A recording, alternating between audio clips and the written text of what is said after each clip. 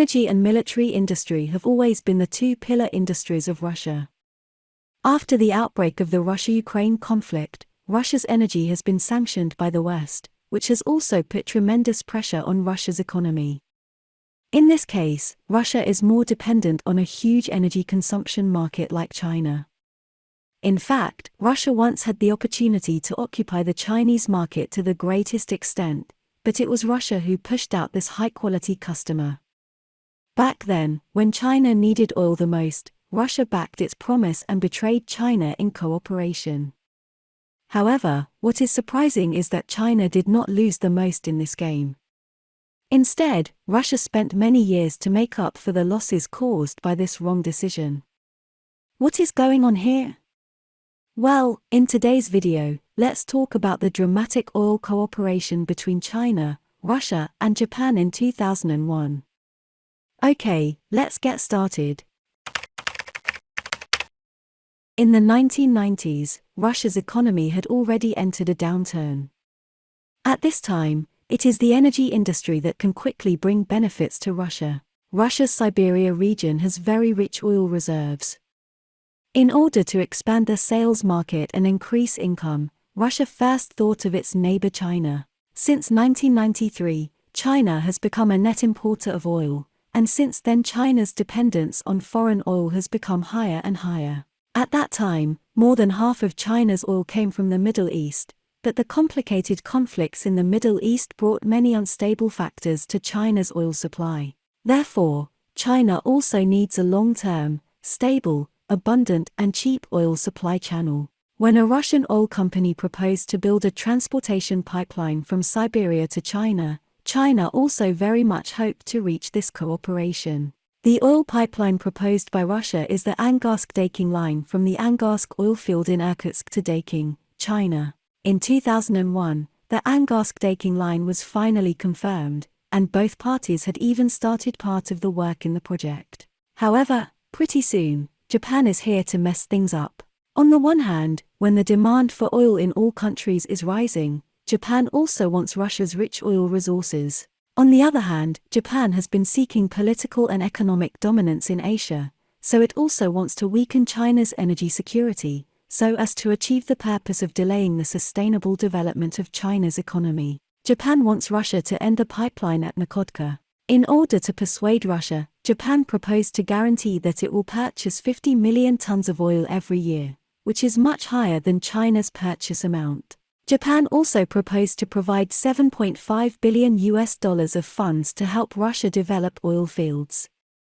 After that, when Russia is looking for oil resources, Japan is also willing to provide financial and technical support. The conditions proposed by Japan are very attractive, and Russia also decided to stop the Angarsk-Daqing line project out of some considerations of its own interests.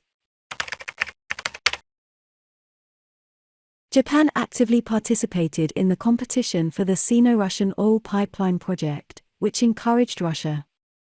In order to obtain more economic benefits, Russia hesitated. As the competition between China and Japan continued to escalate, Japan continued to increase its loan commitments, even raising the original $7 billion to $12 billion.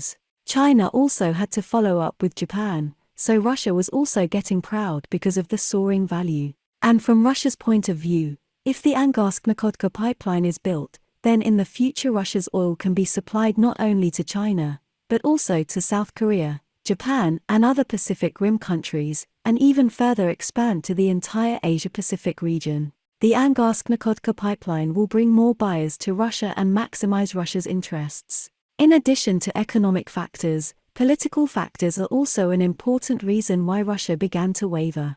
At the beginning of the 21st century, the Putin government has always pursued pragmatism, and at that time Russia wanted to integrate into Western countries, and its strategic focus was also on the West, and its relationship with China was not so close. Russia's economy has been struggling to recover, Japan has also begun to stagnate, while China's economy is on the road to a strong rise. From the perspective of Russia and Japan, if China is allowed to develop strongly, the balance of power in Northeast Asia will inevitably become unbalanced, so Russia has also become wary of China. Cooperating with Japan will also have the opportunity to suppress China in the future. However, Russia also has many concerns about the construction of the Angarsk-Nakhodka pipeline. After all, the total length of the Angarsk-Nakhodka pipeline is more than 4,000 kilometers, which is 1.7 times the total length of the Angarsk-Daqing line.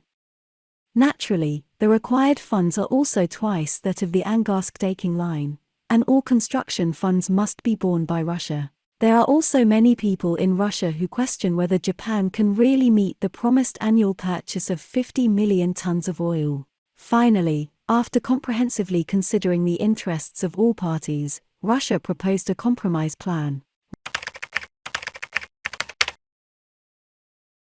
Russia did not want to lose China, a major customer, nor give up more interests, so in February 2003, it proposed a new plan.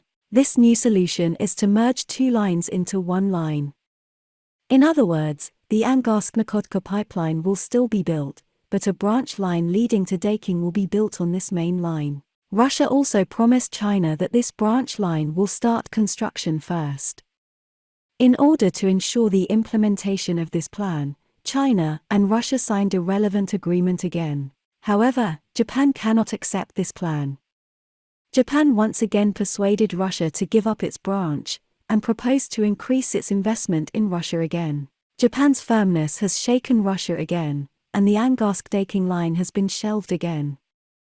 The final result of this matter is that on December 31, 2004, the Russian government finally decided to build the Taishet-Nakhodka pipeline.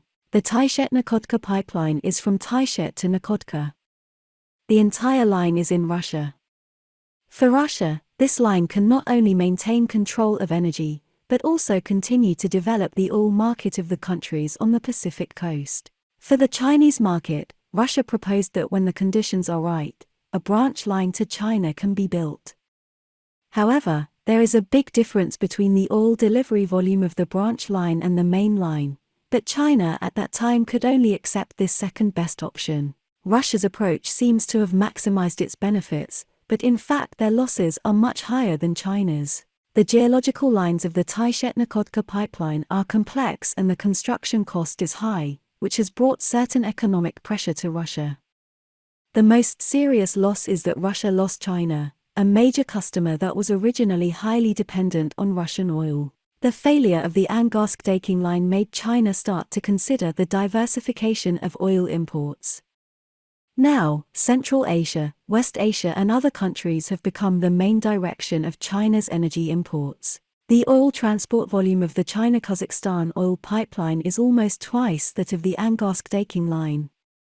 Russia has not only lost the ability to contain China's oil market, but also lost a large part of China's oil market. In recent years, Russia's diplomacy has begun to look east, and the Russian government also attaches great importance to its strategic partnership with China, especially in the economic field. After the Russia-Ukraine conflict, the West has strengthened sanctions against Russia, and Russia's oil and natural gas exports have also been greatly affected. And China, which has a large demand and a short distance, has now become a high-quality large customer that Russia is very willing to make friends with. Okay, that's all for today. Please put your comments below, and share your insightful ideas with other people. Thank you so much for your continuous support. Your precious time with us is highly appreciated. See you.